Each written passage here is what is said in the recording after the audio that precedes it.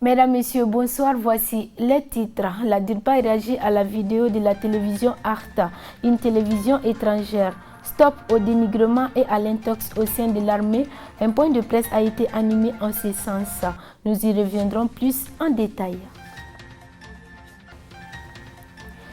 Le Mali, à l'instar de la communauté internationale, célèbre ce jour vendredi 27 novembre la Journée mondiale de l'urbanisme, édition 2020. Covid-19, augmentation du nombre de cas au Mali. On se dirige vers une deuxième vague plus violente que la première, résultat réclamant des mesures barrières. C'était là pour vous le sommaire de cette édition. Chers téléspectateurs, merci d'avoir choisi LTV pour vous informer et bienvenue. Comme annoncé dans les titres, la Direction de l'information et des relations publiques des armées DIRPA a animé hier après-midi un point de presse au sujet d'une vidéo circulant sur les réseaux sociaux. Vidéo signée Télévision Arta, une chaîne étrangère qui est intitulée Mali, une armée dans le collimateur. L'objectif de ce point de presse est de dénoncer ce que la DIRPA appelle une propagande médiatique qui vise à déstabiliser les efforts de l'armée malienne. Le point avec Madina Traoré et Djakarija Dambeli. Il y a une vidéo produite par une chaîne de télévision étrangère. Alors, vous avez tous vu au même titre que moi. Ce qui est important, c'est que cette vidéo a titré ainsi. Elle est intitulée Mali, une armée dans le collimateur. Vous avez tous vu, hein? Une armée dans le collimateur. Alors, nous nous interrogeons très simplement. Hein? Alors, dans le collimateur de qui? Dans le collimateur de quoi? Alors, ces interlocuteurs, en les utilisant, en les exploitant, même s'il y a une petite dose, il y a une cause réelle pour laquelle ils sont dans ça, ils exploitent ça. Alors, ça nous permet de savoir qu'il y a une volonté réelle de nuisance. C'est une volonté réelle de nuisance. Alors, ensuite, il y a une propagande subversive. Ça ne vise ni moins ni plus que ça. Alors, ensuite, c'est des montages grotesques. La vidéo, elle est vicieuse, tendancieuse. Elle ne répond à aucune norme journalistiquement parlant en termes de réalisation d'un élément vendable, en tout cas de leur côté. Alors ça nous amène à dire et à faire croire que ce n'est pas destiné à leur public. Ne soyons pas dupes, ça veut dire que c'est destiné à nous Maliens ici. Alors, et voilà pourquoi ils font circuler ça chez nous ici. Et à quel moment, à quelle période? Au moment où nous avons des enjeux nationaux impliquant tout le monde. Ces enjeux nationaux, c'est quoi? C'est que nous sommes dans une situation sécuritaire à dimension complexe. C'est que nous sommes à un tournant politique et politicien. Alors, il y a des élections qui sont en préparation. La transition, c'est toujours éphémère, c'est pour préparer des élections. À l'instar de la communauté internationale, notre pays a célébré ce vendredi 27 novembre 2020 la journée mondiale de l'urbanisme. Cette journée a été marquée par une conférence débat qui s'est tenue à la Direction nationale de l'urbanisme et de l'habitat, CIS à Dar Salam. Notre équipe de reportage était sur place. Voyons ensemble son compte rendu. La journée mondiale consacrée aux villes est un espace qui permet de faire l'état des lieux des questions liées à l'urbanisation. Les capitales du monde connaissent de plus en plus une surpopulation. Le Mali n'est pas en marge de cette réalité. Bamako enregistre plus de 2 millions d'habitants, un chiffre qui augmente d'année en année, d'où la nécessité d'un plan de réaménagement pour des futures générations. Depuis 2018, l'ONU Habitat a décidé de remplacer sa journée mondiale de l'urbanisme par une journée mondiale des villes célébrée le 31 octobre de chaque année par les États. Cependant, les professionnels de l'urbanisme, à travers les associations et regroupements, continuent d'organiser des manifestations dans les États ou régions chaque 8 novembre et jour suivant pour attirer l'attention du public sur le danger des effets environnementaux liés au développement des villes et des territoires. Au Mali, nous voulons également continuer à attirer l'attention des décideurs et populations sur les dangers d'une urbanisation rapide et incontrôlée. Puisqu'il n'y a pas de thème mondial cette année, nous avons choisi un thème national qui est très ambitieux mais révélateur des enjeux. Des villes ouvertes, résilientes, moteurs de croissance et durables. Aujourd'hui, les problèmes de nos villes sont connus. Documents de planification élaborés pour un nombre limité de villes, non-application ou non-mise à jour, environnement urbain détestable, manque ou insuffisance d'infrastructures, des services urbains en tout genre, exclusion des populations à faible revenu, zones d'habitat à risque, absence de zones d'activité dignes de ce nom, indispensables au développement des villes et à la valorisation de la production de l'interland, d'où des villes qui paralysent la croissance du pays. Le Mali, avec 6 940 380 de citadins, sur une population totale de 19 972 000 habitants, soit un taux d'urbanisation de 35%, est l'un des pays les moins urbanisés dans la sous-région. Le réseau des villes est caractérisé par l'existence de 323 villes, dont 90 seulement ont un document de planification urbaine à jour. Compte tenu de ce rythme d'accroissement des villes, en général 5,1%, et de la capitale de Bamako en particulier 5,4%, le plus élevé en Afrique et le 6e au niveau mondial. On estime qu'un Malien sur 2 habitera dans les villes en 2024. Avec tout ce que cela comporte en matière de développement urbain durable, emploi urbain, infrastructures, services urbains en tout genre, protection de l'environnement, etc. Or, malgré une relative faiblesse de l'urbanisation, les villes jouent un rôle moteur dans le développement économique à l'échelle nationale et régionale dans la mesure où, avec un tiers de la population nationale, elles produisent 50% des richesses nationales. Pour une maîtrise du développement urbain, l'État a mis en place une politique axée sur la réalisation des documents d'aménagement du territoire et de la planification urbaine et d'outils de gestion urbaine. Il a également organisé les professionnels du secteur avec notamment la création de l'Ordre des urbanistes du Mali en 1997 avec la loi numéro 97-025 du 20 mai 1997. Malgré la mise en œuvre de ces politiques, programmes et projets de développement urbain et d'aménagement du territoire, la ville malienne est aujourd'hui en crise et Bamako mériterait bien une opération d'urgence type plan Marshall, et tellement les problèmes sont immenses. Aujourd'hui, nos villes qui constituent de vastes enjeux nécessitent de nouveaux projets élaborés à partir de nouvelles approches pour le bonheur des populations urbaines, mais aussi de l'interland. Ces projets permettront d'améliorer l'environnement urbain, de lutter contre l'insécurité résidentielle, la pauvreté et le sous-emploi urbain, tels que les travaux à haute intensité de main-d'œuvre, de valoriser la production de l'interland, de rendre nos villes compétitives pour l'implantation des zones d'activité créatrices d'emplois et de richesses. Œuvre commune, la ville malienne a besoin actuellement d'espaces de dialogue où se rencontrent tous les acteurs du développement urbain pour une sensibilisation et une participation effective de tous, sans laquelle les problèmes ne trouveront pas de solutions satisfaisantes malgré les efforts des pouvoirs publics et des partenaires techniques et financiers.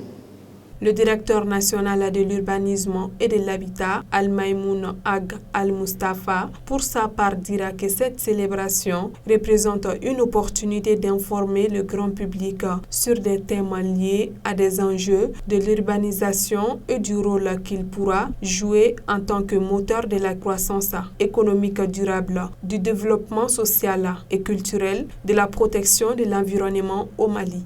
La journée mondiale de l'urbanisme que nous célébrons aujourd'hui est une journée instituée depuis 1949.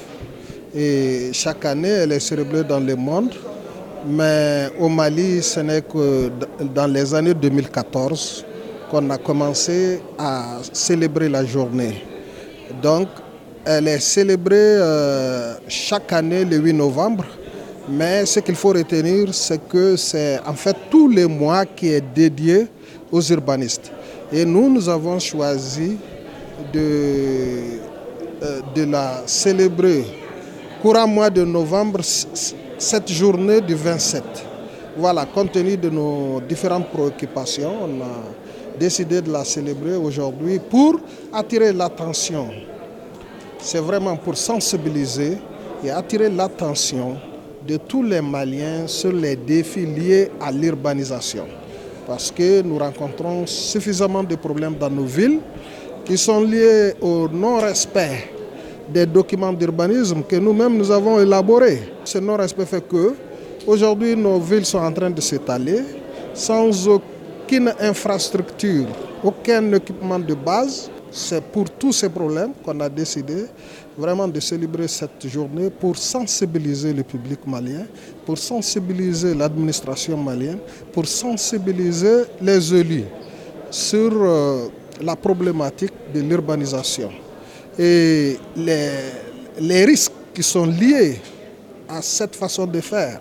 Parce que tout ce que l'homme pose comme acte, il y a suffisamment de risques qui peuvent être des risques naturels ou des risques anthropiques. Là où il y a risque naturel, il faut l'éviter. Or aujourd'hui, on voit que c'est ce qui ne se fait pas. Les gens s'installent dans des zones inconstructibles, ce qui fait qu'ils courent énormément de risques. Et après, on dira que c'est l'État qui n'a rien fait pour ça. Alors qu'on a des documents de planification pour éviter ça. Il y a les risques anthropiques liés à l'action de l'homme. En 2019, vous avez constaté l'effondrement de l'immeuble de Banconi qui a fait plus de 15 morts. Si toutes les mesures liées aux règles de la construction avaient été respectées, c'est un drame qu'on aurait pu éviter. Voilà un peu pourquoi nous avons décidé de célébrer cette journée. Drissa Koulibaly, représentant du ministre des Affaires foncières, de l'urbanisme et de l'habitat, a souligné l'importance que révèle ce genre d'événements pour notre pays. Notre pays est caractérisé par l'existence de plus de 210 localités ayant plus de 5 000 habitants, dont 28 ont au moins 20 000 habitants. La population s'est répartie de manière très inégale sur l'ensemble du territoire. La pression démographique s'exerce sur la zone sud du Mali, où les pluies sont abondantes autour des centres urbains, le long des vallées fertiles, fleuves Niger et Sénégal, ainsi que dans les plaines à forte potentialité agricole. Depuis une décennie, deux phénomènes sont à constater dans le pays: le dépeuplement des zones arides et semi-arides et l'accélération de l'urbanisation. La crise sécuritaire a obligé le déplacement des populations rurales rejoignant les centres urbains. Ces migrations semblent renforcer l'augmentation de la population urbaine et le déséquilibre du réseau des villes. La communauté malienne aspire à une amélioration de la gouvernance des villes, eu égard à l'urbanisation rapide et aux risques qui y sont liés. Conscient de l'enjeu que représente l'urbanisation rapide et la prévention des risques, le ministère des Affaires foncières, de l'urbanisme et de l'habitat a mission de renforcer la synergie d'action avec les autres professionnels du secteur. Cette édition de la Journée des urbanistes s'inscrit singulièrement dans ce cadre sous le thème général « Ville ouverte, moteur de croissance, résiliente et durable ». En effet, malgré la dotation de nos grandes, moyennes et certaines de nos villes, de nos petites villes, des schémas directeurs d'urbanisme fixant la vocation des sols urbains et parfois même de plans d'urbanisme sectoriels, les villes maliennes sont vulnérables à divers risques d'ordre environnemental, social et technologique. Quant aux opérations d'urbanisme, il faut reconnaître que la ville malienne grandit aujourd'hui par des lotissements illégaux et réalisés dans les périphéries en violation des schémas directeurs. Aussi, les attributions illégales de parcelles dans les servitudes des rails à Bamako, des collecteurs naturels et même les flancs de collines par certaines autorités administratives ou communales sont devenues monnaie courante et tendent à se généraliser malheureusement aux autres villes de l'intérieur. Le constat de base est qu'il y a nécessité de prise en charge de tous les risques identifiés dans la planification urbaine.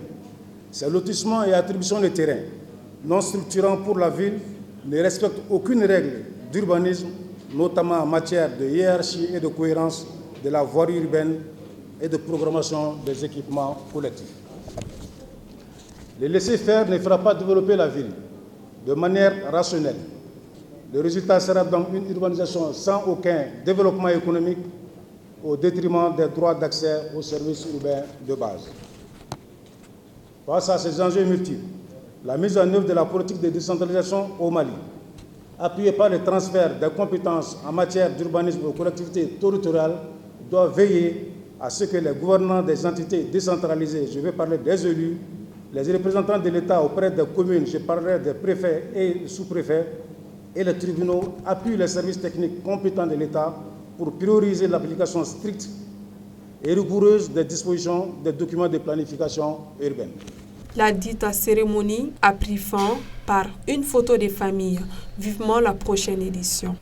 Vous l'avez certainement remarqué, le Mali est pratiquement entré dans une deuxième vague de coronavirus qui semble plus virulente que la première. On assiste à une augmentation du nombre de personnes testées positives, conséquence du relâchement des mesures barrières selon le professeur Akori Aga Iknana, coordinateur national de la lutte contre la COVID-19 dans notre pays. Bon, je pense que la Covid dans notre pays a évolué en 4 phases. Nous sommes à la 4e phase. Il y a une première phase ascendante où il y a une évolution de la courbe épidémique qui atteint le pic vers le 15 juin 2020. Ensuite, il y a une baisse de la courbe épidémique et cette première phase a duré 12 semaines. Ensuite, il y a une baisse de cette courbe épidémique pendant 8 semaines. Ensuite, nous avons une 3e phase en plateau où le nombre de cas était moins élevé et celle-là a duré 12 semaines, vraiment où nous avons une phase en plateau. Et maintenant, nous amorçons, il y a 3 semaines, une résurgence des cas avec une évolution de la courbe épidémique il y a ces 3 dernières semaines. Bon, il y a une augmentation du nombre de cas, plusieurs facteurs peuvent l'expliquer. D'abord, le premier facteur, c'est que nous avons des regroupements extrêmement importants ces derniers moments, notamment à l'occasion de la fête du Mawlud, qui a regroupé des gens extrêmement importants en nombre, mais qui ne respectaient aucune mesure de prévention, pas de port de masque, pas de distanciation physique, aucune autre mesure, et ça vraiment c'est un facteur qui pourrait expliquer l'augmentation du nombre de cas. Le deuxième facteur aussi, c'est effectivement les obsèques du président, paix à son âme, Amadou Toumani Touré, qui ont également aussi charrié un nombre extrêmement important de gens, sans pour autant que ceux-ci ne respectent les mesures de prévention habituelles. Ça, c'est un élément extrêmement important. Je dis il y a les deux facteurs et nous attendons la grande messe de l'église qui s'est tenue à Kita, où là aussi nous avons observé qu'un nombre extrêmement important de gens, sans aucun respect de la distanciation, sans aucun respect du port des masques, et je pense que aussi ça c'est des facteurs importants. À cela s'ajoute aussi, et il faut le dire, le fait que les populations ont commencé à croire que nous sommes à la fin de l'épidémie et ils ont délaissé, surtout la population jeune, ils ont délaissé vraiment toutes les mesures de prévention. Pas de port de masque, etc. Alors que nous avons jusqu'à présent des dispositions qui ont été dictées par le Conseil supérieur de défense qui fait que sur les lieux publics, le port du masque est obligatoire. Mais aujourd'hui, nous n'avons pas de texte qui permettent de réprimer ceux qui font en tout cas ces mesures-là, ne respectent pas ces mesures. Donc ça aussi, c'est des facteurs qui peuvent aider.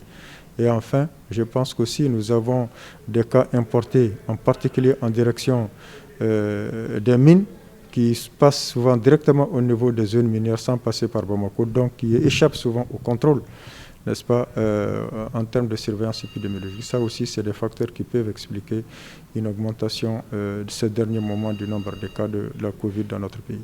Bon, il faut dire que c'est une période favorable. D'ailleurs, même lorsqu'il n'y avait pas la Covid, c'est la période pendant laquelle, effectivement, il y a une poussée de grippe.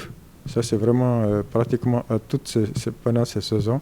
Les infections respiratoires, il y a une recrudescence de ces infections respiratoires, surtout chez les jeunes enfants qui ne se protègent pas. Il y a la grippe qui fait son apparition. Et donc, comme ça, la Covid-19 est une grippe, effectivement, c'est un facteur de plus qui souvent, d'ailleurs, pose des diagnostics différentiels avec une grippe banale. Et donc, aujourd'hui, vous allez voir pas mal de gens qui toussent, qui éternuent, sans que ça ne soit forcément des gens qui soient porteurs du virus de la Covid. Mais nous devons faire attention devant tous ces cas. Nous devons faire le prélèvement et pour que nous ayons l'esprit net pour voir est-ce qu'il s'agit oui ou non d'un cas de Covid-19. Bon, mon dernier mot, vraiment, c'est un appel à la population malienne, en particulier à la jeunesse, pour qu'elle puisse effectivement prendre les dispositions qui puissent protéger leur famille, protéger les pays, et afin de nous permettre d'évoluer vers la diminution, en tout cas la maîtrise de cette épidémie, en respectant les mesures barrières. Je rappelle que le simple lavage des mains à l'eau et au savon peut protéger, peut empêcher la contamination de près de 65%. Ce n'est pas négligeable, c'est extrêmement important. Donc, c'est un appel à cette jeunesse, effectivement, pour qu'elle puisse prendre au sérieux cette épidémie. Deuxième élément, l'appel que j'ai à lancer, c'est la communication. Nous devons renforcer la communication, tout azimut, pour que effectivement nous puissions convaincre encore une fois de plus les populations pour qu'elles respectent ces mesures barrières afin que les aînés qui payent le plus lourd tribut à cette épidémie ne puissent pas mourir par la faute de quelqu'un qui les a au préalablement contaminés. Ainsi prend fin notre édition d'aujourd'hui. Un grand merci à vous de l'avoir suivi et bonne suite de programme sur La Liberté Télévision.